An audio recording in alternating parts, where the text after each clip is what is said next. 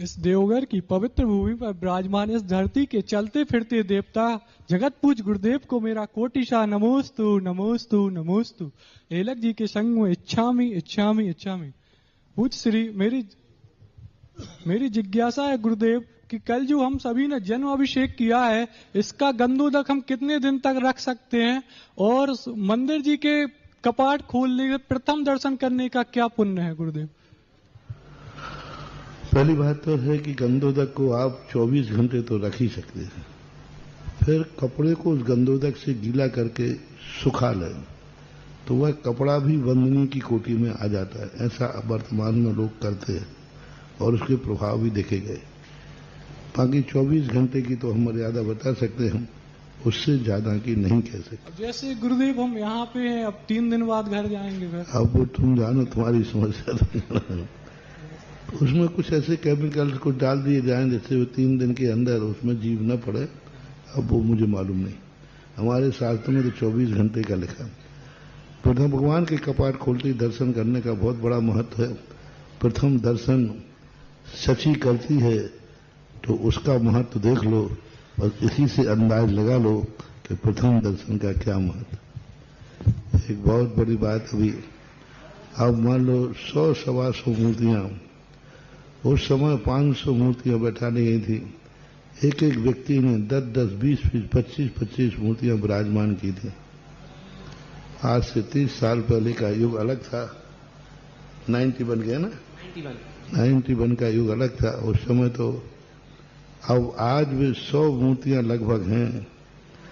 अब इन 100 मूर्तियों को कौन विराजमान करेगा? मैं प्रतिष्ठित तो कर दूंगा, लेकिन विराजमान कौन करेगा? बिना विराजमान, देखो महाराज वो तो अपने आप उच्चासन पर बैठ जाएंगे, भगवान नहीं बैठे। आपके चौके में हम जाएं और आप उच्चासन पर नहीं बैठ गए ना, और चौकी तो पड़ी है, महाराज बैठ जाओ ना। चौकी पड़ी है तब भी हम उच्चासन पर से नहीं बैठेंगे जब तक आप कहोगे नहीं। आपको नवदा भक्ति में आया, बोलो मुझसे, हे महाराज उच्चासन करा दिए।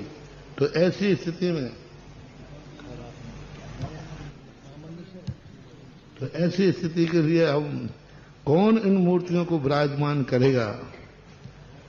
और ये विराजमान परसों, कल परसों केवल मोक्ष कल्याण के दिन, जिस दिन भी होगा अभी भैया से पूछिए, तो विराजमान करेगा वह।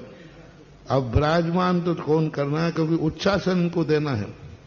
अभी किसी ने इनको आसन नहीं दिया। ये तो जमीन में पड़ी हुई थी, यहाँ सब में बिखरी हुई थी। यहाँ झाड़ियों के बीच में इसमें से मैंने मूर्तियां निकाली हैं। झाड़ झंकार है।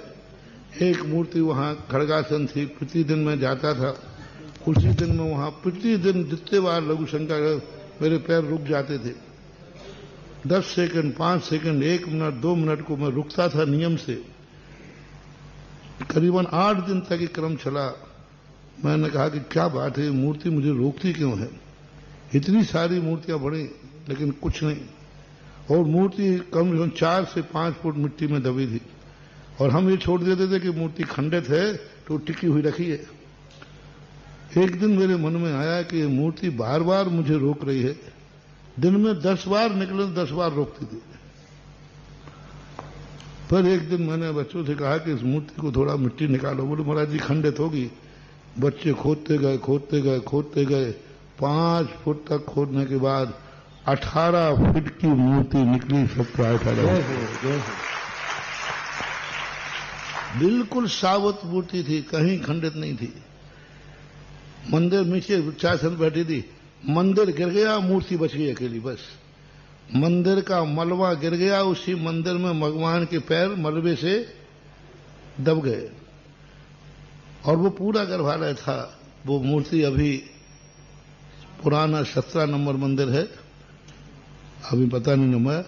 सामने शांति कुंथलनाथ भगवान है, प्रवेश करती कुंथनाथ भगवान की मूर्ति थी। वो बहुत बड़ी मूर्ति है।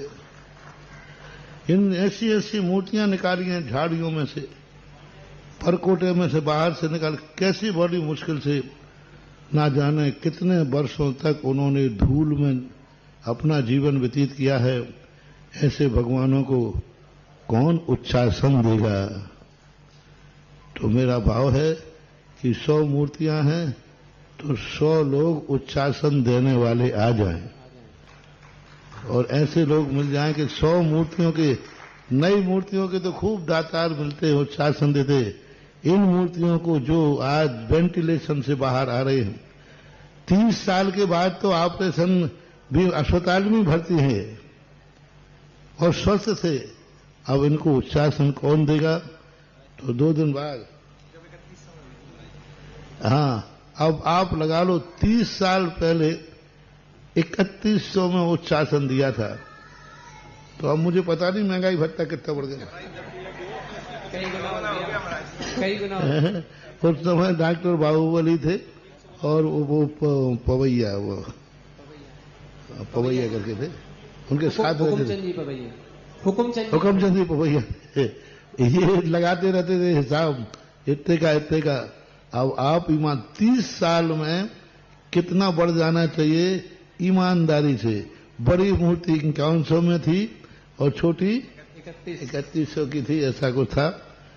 अब लगा करके उच्चासन के लिए तैयार। राशि मैं नहीं बोलूंगा, मैंने तो पुराना हिसाब बता दिया, नया आप लोग देखिए महानुभाव, हम सभी के समक्ष बहुत बड़ा सौभाग्य, ऐसे देवोदय तीर्थ क्षेत्र देवगढ़ पर प्राचीन मूर्तियों को विराजमान करने का सौभाग्य।